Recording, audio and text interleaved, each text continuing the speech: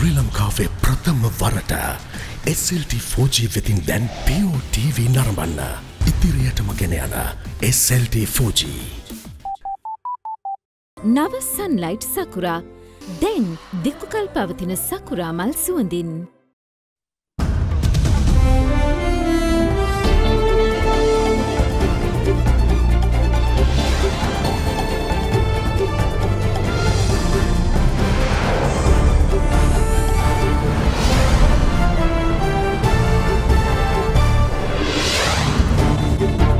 අද 2020 ජූනි 12 සිකුරාදා සිරස්තල වාරික නොගෙවූ වාහන බලහත්කාරයෙන් පැහැර ගැනීමට ලීසිං සමාගම් ගෙන යන ක්‍රමවේදය වහාම නවත්වන්න ජනපති පොලිසියට නියෝග කරයි.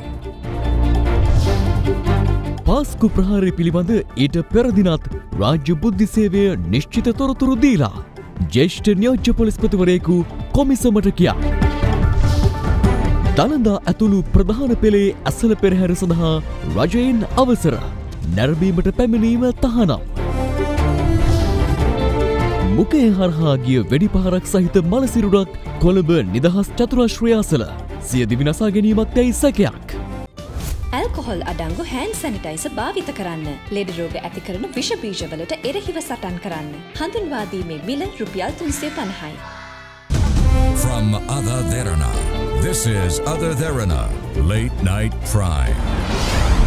Live from Studio 24 in Colombo.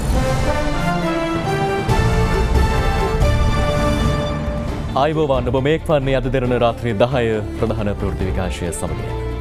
පාස්කු ඉරුදින ත්‍රස්ත ප්‍රහාරය සම්බන්ධයෙන් පෙරලද බුද්ධි තොරතුරුවල නිශ්චිත දිනයක් සටහන් නොවූ බව වගකීම් විවිධ අවස්ථාවලදී සඳහන් කළද එදින ප්‍රහාරයක් එල්ල විය හැකි බවට අප්‍රේල් 20 වෙනිදාත් තොරතුරු ලැබුණු බව එම ත්‍රස්ත ප්‍රහාරය පිළිබඳ විමර්ශනය කෙරෙන ජනාධිපති කොමිසමේදී අනාවරණ වුණා. ඒ බස්නාහිර පළාත් භාර හිටපු ජ්‍යෙෂ්ඨ නියෝජ්‍ය පොලිස්පති නන්දන මුණසිංහ මහතා හිසාක්ෂි ලබා දුන් අවස්ථාවේදී මේ අතර පාස්කු ඉරිදා ප්‍රහාරයට පෙර ඒ සම්බන්ධයෙන් ලැබුණු ඇතැම් බුද්ධි තොරතුරු දියාරු කිරීමට කිහිප දෙනෙක් කටයුතු කර ඇති බවත් එම කොමිසමේදී හෙළි වුණා. කොමිසම හමුවේ සාක්ෂි දෙමින් ජ්‍යෙෂ්ඨ නියෝජ්‍ය පොලිස්පති නන්දන මුණසිංහ මහතා සඳහන් කළේ ප්‍රහාරයට පෙර දින එනම් අප්‍රේල් 20 වෙනිදා පස්වරු 5:47ට එවකට අපරාධ පරීක්ෂණ දෙපාර්තමේන්තුව බහර ජ්‍යෙෂ්ඨ නියෝජ්‍ය පොලිස්පතිවරයාව සිටි රවී සෙනවිරත්න මහතාගෙන් තමන්ට දුරකථන ඇමතුමක් ලැබුණු බවයි. සර් හෙට පාස්කු ඉරිදා සමහර විට හෙට පල්ලිවලට ප්‍රහාරයක් එල්ල වෙන්න පුළුවන්. ඒ නිසා ආරක්ෂාව වැඩි කරන්න යන පණිවිඩය ජ්‍යෙෂ්ඨ නියෝජ්‍ය පොලිස්පතිවරයා ලබා දුන් බව නන්දන මුණසිංහ මහතා සඳහන් කළා. එම ඇමතුම විසන්දි වනවත් සමගම රාජ්‍ය බුද්ධි සේවය අධ්‍යක්ෂ නිලන්ත ජයවර්ධන මහතාද තමා ඇමතු බව මුණසිංහ මහතා කියා සිටියා. සර් පෙර බුද්ධි තොරතුරේ සඳහන් විදිහටම ඉතාම විශ්වාසදායක තොරතුරක් ලැබිලා තියෙනවා. හෙට පල්ලිවලට සහ ඉන්දියානු මහ කොමසාරිස් කාර්යාලයට ප්‍රහාරයක් එල්ල වෙන්න පුළුවන් කියලා ආරක්ෂාව සපයන්න. ලෙස ඔහු පැවසූ බව ජ්‍යෙෂ්ඨ නියෝජ්‍ය පොලිස්පතිවරයා අනාවරණ කළා. එම තොරතුර තුළ නිශ්චිත භාවයක් ගැබ්ව තිබූ බැවින් එය තහවුරු කර ගැනීමට තමන් රාජ්‍ය බුද්ධි සේවයේ අධ්‍යක්ෂකවරයාගෙන් වැඩිදුර තොරතුරු විමසූ බවද මුණසිංහ මහතා පැවසුවා. එමෙන්ම සහරාන් හෂීම් ඇතුළු කණ්ඩායම කර තිබූ පෙර පුහුණුවීමක් පිළිබඳ රාජ්‍ය බුද්ධි සේවයේ අධ්‍යක්ෂ නිලන්ත ජයවර්ධන මහතා දැන සිටි බවත් හෙට ප්‍රහාරයක් සිදු කරන්නේ සහරාන් හෂීම් ඇතුළු පිරිසක් බවට නිශ්චිත තොරතුරක් ලබා දුන් බවත් මුණසිංහ මහතා අනාවරණ කළා. මේ පිළිබඳ බස්නාහිර පළාතේ පොලිස් දිසා බහර නියෝජ්‍ය පොලිස්පතිවරුන් සිව් දෙනා දැනුවත් කොට තම බල ප්‍රදේශයේ වැඩිම කතෝලික පල්ලි ගණනක් ඇති මීගමු කොට්ටාශය බහර නිලධාරියාටද පල්ලිවල ආරක්ෂාව තර කරන ලෙස විශේෂයෙන් උපදෙස් දුන් බව මුණසිංහ මහතා පැවසුවා. එසේම තමන් මෙම නිලධාරීන්ට උපදෙස් දෙන අතරතුර එවකට පොලිස්පතිවරයාව සිටි පූජිත් ජයසුන්දර මහතාගෙන් දුරකථන ඇමතුමක් ආ බවද නිලන්ත පණිවිඩයක් දුන්නාදයයි ඔහු විමසූ බවද ජ්‍යෙෂ්ඨ නියෝජ්‍ය පොලිස්පතිවරයා පැවසුවා. ඔහු වැඩිදුරටත් කියා සිටියේ තමන් එයට ඔව් සර් යන පිළිතුරු දීමත් සමග සංවාදය අවසන් වූ බවයි. එමෙන්ම පාස්කු ප්‍රහාරය සිදු වූ ඉකුත් වසරේ අප්‍රේල් මාස 21 වන දින පෙරවරු 8:29ට පමණ යලිත් තමන් ඇමතු රාජ්‍ය බුද්ධි සේවයේ අධ්‍යක්ෂකවරයා සර් ඩියුටි දාලාද තියෙන්නේ. සර්ගේ බල ප්‍රදේශයේ මෙතෝදිස්ත පල්ලියක් කොහෙද තියෙන්නේ යයි මුසු බවද සාක්ෂිකරු අනාවරණ කළා. පසුව තමන් කොල්ලුපිටිය ප්‍රදේශයේ මෙතෝදිස්ත පල්ලියක් ඇතැන පිළිතුරු දුන්නත් සමගම ඔන්න ඔය පල්ලියට තමයි සර් ගහන්නේයි නිලන්ත ජයවර්ධන පැවසූ බවද මුණසිංහ මහතා කියා සිටියා. ඔහු වැඩිදුරටත් පැවසුවේ ඒ අනුව තමන් කොළඹ දිසාව බහර නියෝජ්‍ය පොලිස්පති ලලිත් පතිනායක මහතා අදාළ දේවස්ථානයේ ආරක්ෂාව තර කරන ලෙස උපදෙස් දුන් බවයි. විනාඩි කිහිපයකින් යළිත් වරක් තමන් ඇමතු නිලන්ත මහතා සර් කොටහේන සහ ග්‍රෑන්ඩ් පාස් වල තව පල්ලි දෙකක් තියෙනවා. ඒකත් කවර් කරන්නයි පැවසූ බවත් ඒ අනුව තමන් එම දේවස්ථානවලටත් ආරක්ෂාව යෙදූ බවත් නන්දන මුණසිංහ මහතා ජනාධිපති කොමිසම හමුවේ කියා සිටියා. මෙහිදී ජනාධිපති කොමිසම විමසා සිටියේ මෙපමණ නිශ්චිත තොරතුරු අනාවරණය වී තිබියදී කාදිනල් හිමිපාණන් දැනුවත් කිරීමට හෝ දේවස්ථානවල දිව්‍ය පූජා නැවැත්වීමට පියවර නොගත්තේ මන්ද යන්නයි. එහිදී මුණසිංහ මහතා සඳහන් කළේ රාජ්‍ය බුද්ධි ප්‍රධානියා මෙම බුද්ධි තොරතුරු පිළිබඳ පූජිත් ජයසුන්දර මහතා දැනුවත් බව පැවසූ හේයින් කාදිනල් හිමිපාණන් දැනුවත් කිරීම හෝ දිව්‍ය පූජා නැවැත්වීම තම මට්ටමින් ගත යුතු තීරණයක් නොව එය පොලිස්පතිවරයා ප්‍රමුඛ ඉහළ අංශවලින් ගත යුතු තිබූ බවයි. එම ප්‍රශ්න කිරීම ඊයේ රාත්‍රියේ 7 වනතෙක් පැය 9ක් පමණ සිදු වූ අතර පසුව පොලිස් රථවාහන හා මාර්ග ආරක්ෂණ දිසාභාරව සිටි නියෝජ්‍ය පොලිස්පති අජිත් රෝහණ මහතා කොමිසමට පැමිණියා. එහිදී සිය සාක්ෂි ලබා දෙමින් අජිත් රෝහණ මහතා සඳහන් කළේ ඉකුත් වසරේ අප්‍රේල් 10, 11 සහ 12 යන තෙදින තුල කොළඹ දිසාභාර නියෝජ්‍ය පොලිස්පති ලලිත් පතිනායක මහතා නිවාඩු ගොස් සිටි බැවින් තමන් ඔහු වෙනුවෙන් රාජකාරී ආවරණය කළ බවයි. එමින්ම අජිත් රෝහණ මහතා සඳහන් කළේ සහරාන් ඇතුළු පිරිසක් ප්‍රසිද්ධ කතෝලික පල්ලිවලට සහ ඉන්දිය මහ කොමසාරිස් කාර්යාලයට ප්‍රහාරයක් එල්ල කළ හැකි බවට තොරතුරක් කොළඹ දිසාභාර නියෝජ්‍ය පොලිස්පති කාර්යාලයට අප්‍රේල් මාසයේ 11 වන දින පස්වරුවේ ලැබුණු බවයි. කෙසේ වෙතත් ඔහු පැවසුවේ මෙම ලිපිය බුද්ධි තොරතුරක් ලෙස බොහෝ දෙනා අර්ථකථන කළද එහි තිබූ තොරතුරු කිහිප දෙනෙකු දියාරු කිරීම නිසා එය නිශ්චිත බුද්ධි තොරතුරක් ලෙස තමන් නොදකින බවයි.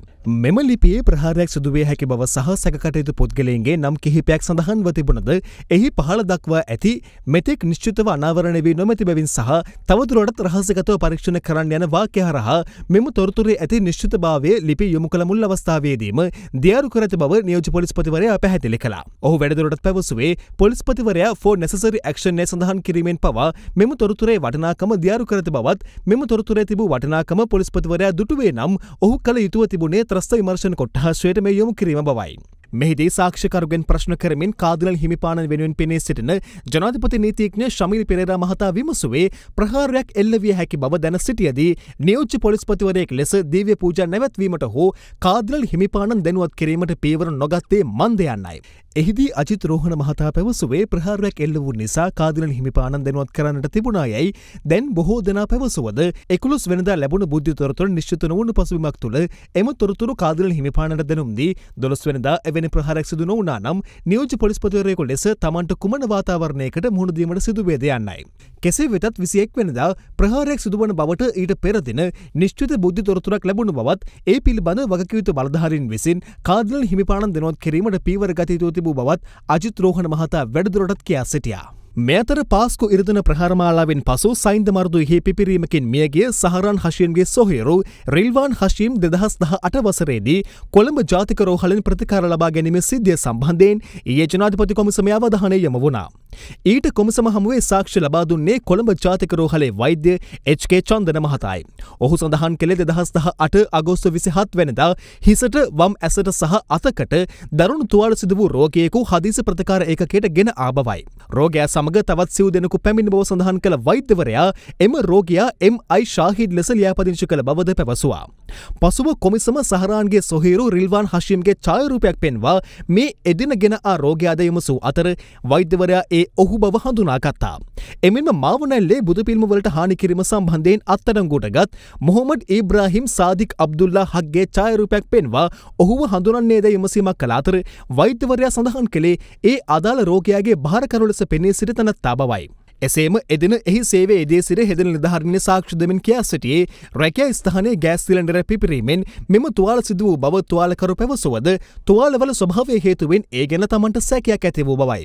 නමුත් සැකකරු රෝහල් පොලිසියට ඉදිරිපත් කිරීමට ගිය අවස්ථාවේදී ඔහු සමග පැමිණි පිරිස කලබලයට පත් වූ බවත් එතෙන් පටන් කෝපයෙන් හැසිරුණු බවත් සාක්ෂිකාරිය වැඩිදුරටත් සඳහන් කළා. ලේසින් පහසුකම් යටතේ වාහන මිලටගෙන ණයවාරික ගෙවීමට අසමත් වන පුද්ගලයන්ගේ වාහන අත්පත් කර ගැනීමට ලේසින් සමාගම් අනුගමනය කරන ක්‍රමය නීති විරෝධී බැවින් කිසිසේත් ඊට ඉඩ නොතබන ලෙස ජනාධිපති ගෝඨාභය රාජපක්ෂ මහතා පොලිසියට නියෝග කර තිබෙනවා. ත්‍රිරෝද රථ හිමියන් සඳහා ලබා දුන් ලීසින් වාරික අත්හිටුවීමේ සහන කාලය තුල වාහන අත්පත් කර ගැනීම රජයේ නියමයන් කඩ කිරීමක් බවයි ජනාධිපතිවරයා පෙන්වා දෙන්නේ. මේ අතර කල්බදු පහසුකම් සපයන සමාගමක පිරිසක් සිදු කළ පහර දීමෙන් ඝාතනයට ලක් වූ ජාතික ත්‍රිරෝද සංගමයේ සභාපති සුනිල් ජයවර්ධන මහතාගේ දේහයට මහජන නියෝජිතයින් රැසක්ද අද අවසන් ගෞරව දැක්වුවා. The big story. කල්බදු සමාගමක සේවකයන් පිරිසකගේ අමානුෂික පහර දීමෙන් ලංකා ස්වයං රැකියා වෘත්තිකයන්ගේ ජාතික ත්‍රිරෝද සංගමයේ සභාපති සුනිල් ජයවර්ධන මහතා පෙරදා පස්වරුවේ මිය ගියා. සුනිල් ජයවර්ධන මහතාගේ දේහය අද අලුයම කැස්බෑව තානායම පාරේ පිහිටි ඔහුගේ නිවස වෙත රැගෙන යනු ලැබුවා. මේ යන විට 53 වන වියේ පසු සුනිල් ජයවර්ධන මහතා තිදරුපියෙක්. දේහය පිළිබඳ අවසන් කටයුතු එළඹෙන ඉරිදා බොරලැස්කොම්ම පොදු සුසන් භූමියේදී සිදු කිරීමට නියමිතයි.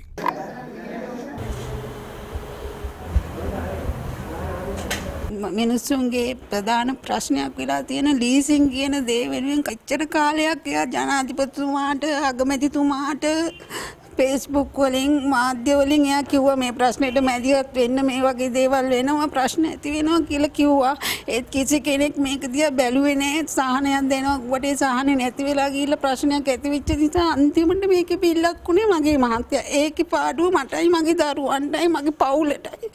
ඒක නිසා මගේ පවුලට මගේ දරුවන්ට මේකෙන් සාධාරණයක් ඉෂ්ට වෙන්න ඕනේ මේ ලීසින් කියන එකට රජයේ මැදිහත් වෙලා හරි ක්‍රියාමාර්ගයක් අරගන්න ඕනේ. ඒ ඝාතනය කරන්න උපදෙස් ලබා දුන්නා කියලා මේ මාධ්‍ය ඔස්සේ වාර්තා වුණා ඒ අයිතිකරු. ඒ සම්බන්ධයෙන් තොරතුරු තියෙනවා. දැනට අනාවරණ වෙලා තියෙන සමහර තොරතුරු අපිට මාධ්‍ය වලට නිකුත් කරන්න බෑ. අපි මේ මිනිමැරුම සම්බන්ධයෙන් අපක්ෂපාතීව සාධාරණ පරීක්ෂණයක් පවත්වනවා. සුනිල් ජයවර්ධන මහතා අමානුෂික අයුරින් මහමග ඝාතනය වන්නේ පාරදීම සිදු කළ කල්බදු සමාගම විසින් ඔහුගේ ත්‍රිරෝද රථ සංගමයේ සමාජිකයෙකුට අයත් ත්‍රිරෝද රථයක් පැහැරගෙන යාම පිළිබඳව සාකච්ඡා කිරීමට ගිය අවස්ථාවේදී චන්මිල් ඉන්වෙස්ට්මන්ට් පුද්ගලික සමාගම නම් මෙම කල්බදු සමාගම මහර්ගම ඇඹුල්දිනිය ප්‍රදේශයේ පිහිටා තිබෙනවා.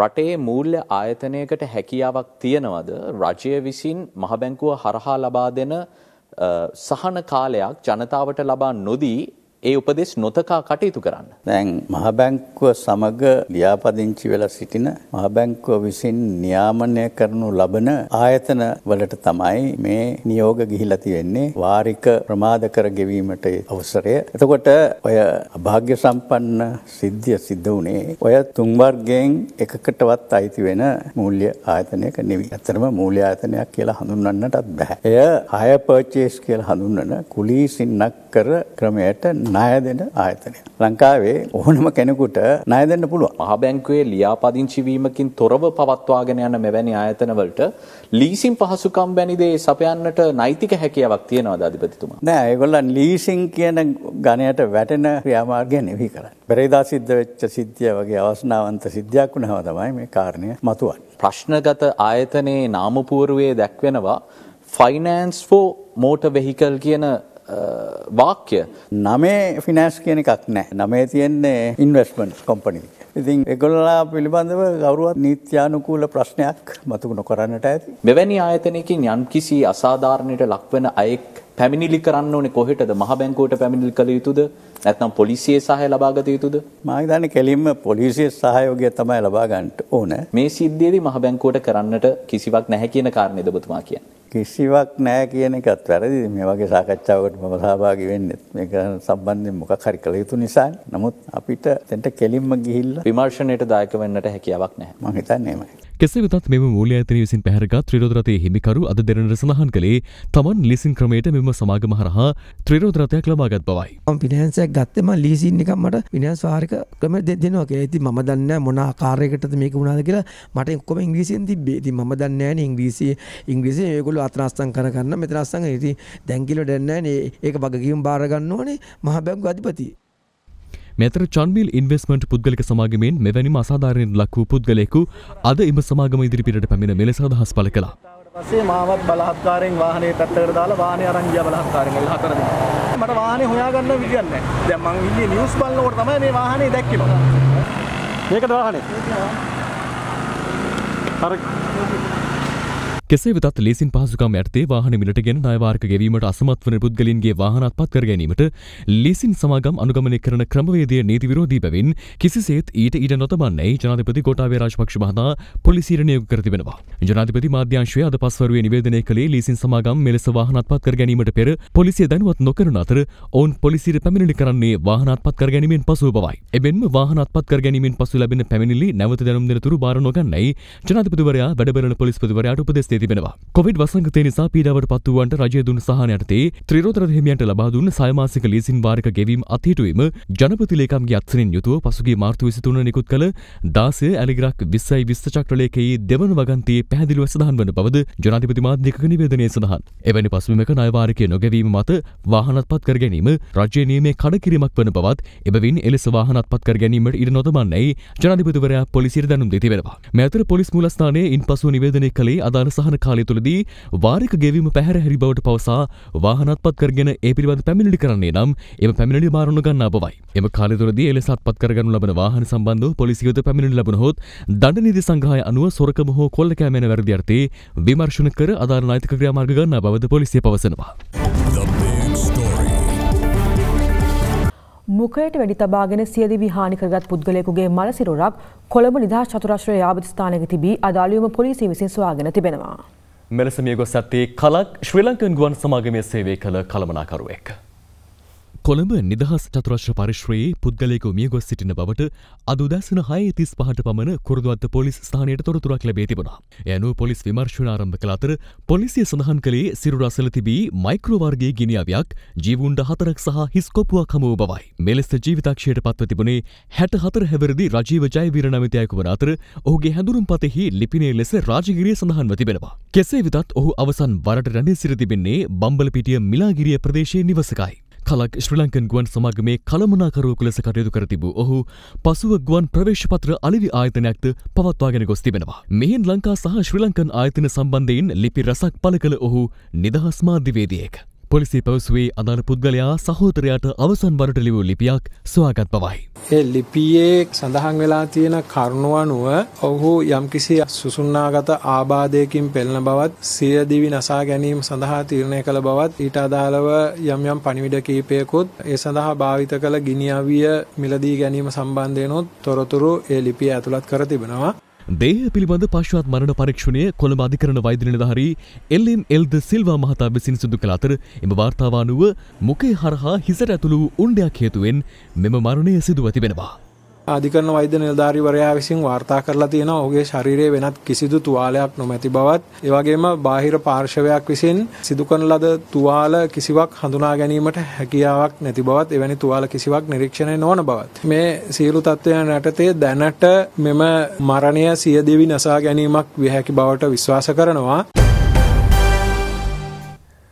මහනුවර දළදා මාලිගාව කතරගම දෙවෙනුවර සහ සබරගම ඇතුළු දේවාල මුල් කරගනිමින් පැවැත්වෙන පෙරහැර සෞඛ්‍ය ආරක්ෂිත ක්‍රමවේද පිළිපදිමින් සංවිධානය කරන ලෙස ජනාධිපති ගෝඨාභය රාජපක්ෂ මහතා දියවඩන නිලමේවරයා සහ බස්නායක නිලමේවරුන්ට උපදෙස් දී තිබෙනවා. ඒ කොවිඩ් මර්ධන ජනාධිපති කාර්යසාධක බලකාය සමග අද දහවල් පැවති සාකච්ඡාවේදී කෙසේ වෙතත් සෞඛ්‍ය හේතු මත මෙවර එම පෙරහැර නැරඹීමට මහජනතාවට අවසර හිමි නොවනු ඇති. කොවිඩ් මර්ධන ජනාධිපති කාර්යසාධක බලකාය අද දහවල් රැස් වුණේ ජනාධිපති කාර්යාලයේදී. මෙවර මහනුවර දළදා මාලිගාව කතරගම දෙවෙනුවර සහ සබරගම ඇතුළු දේවාල මුල් කරගනිමින් පැවැත්වුණු පෙරහැර සංවිධානය කරන ලෙසයි ජනාධිපතිවරයා උපදෙස් ලබා දුන්නේ. නමුත් කවර සිද්ධාස්ථානයක වුවද පෙරහැර නැරඹීමට මහජනතාවට අවසර හිමිවන්නේ නැහැ. එමෙන්ම දිවයිනේ විවිධ ප්‍රදේශවලින් කතරගම පෙරහැරට පාදයාත්‍රාවෙන් පැමිණෙන පිරිසටද මෙවර ඒ සඳහා අවසර ලබා නොදීමට තීරණය කර තිබෙනවා. සියලුම පෙරහැර අඩුම කලාකරුවන් පිරිසකගේ සහභාගීත්වයෙන් සෞඛ්‍ය නිර්දේශ අනුව සිදු කිරීමේ අවශ්‍යතාවයද මෙහිදී අවධාරණය කෙරුණා. මූලික අවශ්‍යතාවය හැමදාම පවත්වපු චාරිත්‍රාක් වශයෙන් ආගමික වශයෙන් සහ සංස්කෘතික වශයෙන් පවත්වපු පෙරහැර දිගටම කරගෙන යාම පමණක් මුල් කරගෙන මේක සැලසුම් කරා නම් ජනතාවගේ සම්බන්ධය නැතුව එතකොට මේ අවුරුද්දේ ඒක තමයි කරන්න වෙන්නේ.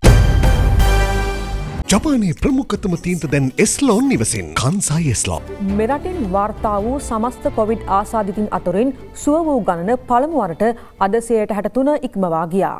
අද මෙතෙක් වාර්තා වූයේ ආසාදිතයන් දෙදෙනෙකු පමණක් වන අතර ඒ සමග මෙරට සමස්ත ආසාදිතයින් ගණන 1879 දෙනෙකු දක්වා ඉහළ ගොස් තිබෙනවා.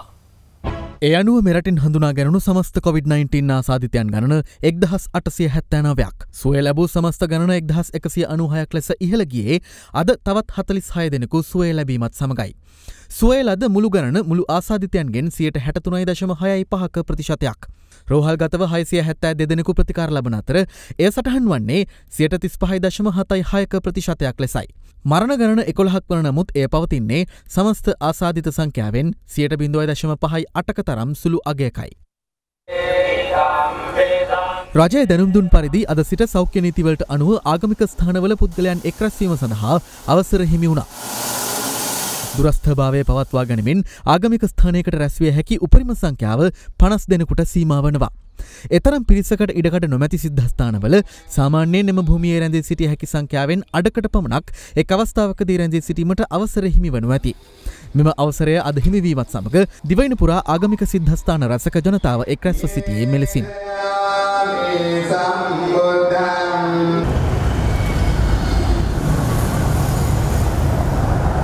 සමගි ජනබලවේගයෙන් මෙවර මහමැතිවරණයට තරඟ වැදීමට නාම යෝජනා බාර දුන් තවත් අපේක්ෂකයෙක් ඉල්ලා ස්වේ තිබෙනවා. ඒ රත්නපුර දිස්ත්‍රික්කයෙන් තරඟ කිරීමට නාම යෝජනා බාර දුන් හිටපු ආණ්ඩුකාර නිලූකා ඒකනායක මහත්මයායි. සමගි ජනබලවේගයෙන් මාතර දිස්ත්‍රික්කයට මෙවර තරඟ කිරීමට නියමිතව සිටි මංගල සමරවීර මහතා සහ එම පක්ෂයෙන්ම ගාල්ල දිස්ත්‍රික්කය සඳහා මැතිවරණයට ඉදිරිපත් වූ ඩෙනට් පනියන්දුවගේ මහතා පසුගිය දිනවලදී සිය අපේක්ෂකත්වයෙන් ඉල්ලාස් වුණා. එවන් පසුබිමක සමගි ජනබලවේගයෙන් රත්නපුර දිස්ත්‍රික්කය සඳහා තරඟ කිරීමට නාම යෝජනා බාර දුන් නිලූකා ඒකනායක මහත්මියද සිය අපේක්ෂකත්වයෙන් ඉල්ලාස් වන බවට පක්ෂ මහලේකම් රංජිත් මද්දුම් බණ්ඩාර මහතා වෙත අද ලිපියක් යොමු කරමින් දන්වා තිබෙනවා. මේ අතර එක්සත් ජාතික පක්ෂයේ සමාජිකයින් 294 දෙනෙකු එම පක්ෂයෙන් නිරපා හැරීමට එහි කෘත්‍යාධිකාරී මණ්ඩලයේ ගත් තීරණය ක්‍රියාත්මක වීම වළක්වන වාරණ නියෝගයක් නිකුත් කරන්න ඉල්ලා සමගි ජන බලවේගයේ මහලේකම් රංජිත් මද්දුම් බණ්ඩාර මහතා ගොනු කළ පැමිණිල්ල ප්‍රතික්ෂේප කරන ලෙස එක්සත් ජාතික පක්ෂ මහලේකම් අකිල විරාජකාරී වසම් මහතා කොළඹ දිසාධිකරණය හමුවේ සිය විරෝධතා ගොනු කළා. මේ පිළිබඳව සහ එළඹෙන මැතිවරණයට ඇති සූදානම ගැන පක්ෂ විපක්ෂ මහජන නියෝජිතයන් අද මෙලෙස අදහස් පළ කළා. මැතිවරණ ප්‍රකාශයට පත් කරලා තියෙනවා ඉදිරිපත් කරලා තියෙන නීති රීති ප්‍රායෝගිකව අපිට මැතිවරණ ප්‍රචාරයක් කටයුතු කරන්න නිදහසක් තියෙන්න ඕන. රැස්වීමකට 100ක් හරි 500ක් හරි එන්න කිව්වොත් අපිට 100 ලයිස්තුව දෙන්න ඕන. කරන්න පුළුවන් වැඩද? අපි දැන් අපි සියලු දෙනාම ආරක්ෂා වෙලා සෞඛ්‍ය අංශවලින් දීලා තියෙන උපදෙස් වලට යටත්ව ශීලාචාර විදිහේ දේශපාලන වැඩපිළිවෙලට අවතීර්ණ වෙන්න පුළුවන් වෙයි මේ හරහා. නැත්නම් විශ්වාසයක් ඇති වෙන්න ඕනේ මේ රටේ නීති පද්ධතිය ක්‍රියාත්මක වෙනවා. නීතිය දෙකට බෙදලා තියෙන්නේ දැන්. ආණ්ඩු පක්ෂයේ ඇමතිවරයෙක්ගේ මලගෙදරට යනකොට මිනිස්සුන්ට එක නීතියකුයි අර ඇමරිකන් තානාපති කාර්යාලය ඉස්සරහා ഘോഷණය කරනකොට තව නීතියකුයි. මේ අර කළු ජාතිකයා මිය ගිය ලංකාවේ පොලිසිය කෙනෙක් බෙල්ල පාගල වගේ තමයි මේගොල්ලෝ ගහන්නේ. කාන්තාවක් අල්ලලා වාහනේට වීසි කරන්නේ කුණුමාළු වීසි කරනවා වගේ. පන්න පොලිසියට ගොදුරු වීමම අරමුණු කරගෙන විරෝධතා ව්‍යාපාර පවත්වනකොට පොලිසියත් ඔවුන්ගේ ඒ ඌමනාව ඉටු කරන තත්වයට පත් වෙනවා. ඉතින් ඔවුන් කල්පනා කරන්නේ නැති මොමින් හරි පොලිසියේ ග්‍රහණයට ලක් වෙලා ජනතා විමුක්ති පෙරමුණට වඩා රැඩිකල් වාමාංශික ව්‍යාපාරයක් හැටියට බලවත් කරගන්න ඒක පොලිසිය වරදේ කියලා කියන්න ලෑස්ති නෑ. පරිද්දෙන්නේ උසාවි නියෝගයයි. අනවශ්‍ය පටලවිල්ලකට අපේ ආණ්ඩුව ඇදලා දැම්මා. අපිට දැනගන්න තියෙන විදිහට මංගල සමරවීර මහතා අනිල් වික්‍රමසිංහ එක්ක ජෝඩු වෙලා යන ගමනකට තමයි මේ ලෑස්ති වෙන්නේ. රනිල් වික්‍රමසිංහ මහතාට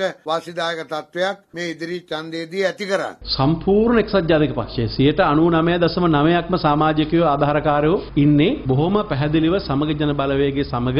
මම නම් ඔය බොරු රණ්ඩු වලට යන්නේ නැහැ. අපි අනිවාර්යෙන්ම මැතිවරණේ ජයග්‍රහණය කරලා ඊළඟ දින කිහිපය තුළ අපි සිරිකොත වගකීමක් බාර ගන්නවා කියන එක මම කමුනාසලා කියන්නේ. අපේ ප්‍රතිවාදී කට්ටිය කියාගෙන යයි කොහොමද ජනාධිපතිවරයෙක් එක පැත්තක අගමැතිවරයෙක් තව පැත්තක කියලා. මම ඔබතුමන්ලට කියන්න කැමතියි. බය නැතුව අපිව දිනවන්න. ජනාධිපතිතුමා එක පැත්තකයි පාර්ලිමේන්තුව තව පැත්තකයි ආවුත් අර මට වගේ රට පස්සට යනවා. මොන කතන්දර විපක්ෂය කිව්වත් රටේ පාලන බලය දිය යුත්තේ ජනාධිපතිතුමාගේ පාර්ශවයට. පොදු ජන පෙරමුණට පොහොට්ටුව ලකුණට. සියල්ලට පෙර මිනිස්කම පෙරදැඩි කරගත් මනුසත් දෙරණ ආරම්භ කළ මුඛ ආවරණ මිලියනයක් නොමිලේ බෙදාදීමේ ජාතික ක්‍රියාන්විතය අද 5 වන දිනටත් ක්‍රියාත්මකයි. මේ සඳහා ශ්‍රී ලංකා ටෙලිකොම් සහ මොබිටෙල් ආයතනද මනුසත් දෙරණ සමග අත්වැල් බැඳගෙන සිටිනවා. COVID-19 වෛරස අවදානම පවතින පසුබිමක මෙරට ජනතාවගේ සුරක්ෂිතතාවය වෙනුවෙන් මුඛාවරණ මිලියනයක් නොමිලේ බෙදාදීමේ වැඩසටහන පසුගියදා ආරම්භ කළා. මුඛාවරණ පැළඳීමේ වැදගත්කම පිළිබඳ ජනතාව දැනුවත් කිරීම සහ ඒවා නොමිලේ බෙදාදීම මේ අර්ථය සිදු කරන අතර අද දිනේදී දෙවැනි පොදු ස්ථාන රැසකදී මුඛාවරණ බෙදා හැරීම සිදු කෙරුණා. ඇනෝ ලේක් හවුස් ආයතන ඉදිරිපිට සහ ශ්‍රී ලංකා ටෙලිකොම් මූලස්ථාන ඉදිරිපිටදී මුඛ ආවරණ නොමිලේ ලබා දීම අද සිදු කළ අතර ඊට මනුසත් දෙරණ ශ්‍රී ලංකා ටෙලිකොම් සහ මොබිටෙල් ආයතන එක්ව සිටියා. මනුසත් දෙරණ සමග එක්ව ශ්‍රී ලංකා ටෙලිකොම් මොබිටෙල් ආයතනයේ දායකත්වයෙන් මේ වැඩසටහනින් මා ජනතාවට යම් සේවාවක් ඉෂ්ට වේයයි අපි බලාපොරොත්තු වෙනවා. මේ අතර මනුසත් දෙරණ ආරම්භ කළ මෙම ජාතික ක්‍රියාන්විතයට සිය දායකත්වය දක්වමින් කනෙක්ට් 2012 තරුණ සංවිධානය මගින් මුඛ ආවරණ තොගයක් අද පරිත්‍යාග කළා. ඉතින් අපි කැමති අපි මේ නැවත භාවිතා කළ හැකි මුඛාවරණ 1000ක් පරිත්‍යාග කළාseම තවත් තරුණ තරුණියන් මේ වගේ හොඳ සමාජ සත්කාර සඳහා මනුසත් දෙරණ සමගින් සම්බන්ධ වෙනවා ඉදිරියේදී දකින්න. මෙලෙස අප සමග එක්ව මෙම ජාතික ක්‍රියාන්විතයට දායක වීමට ඔබත් කැමති නම් මෙම දුරකථනය ඔස්සේ අප අමතන්න. 077 466 488.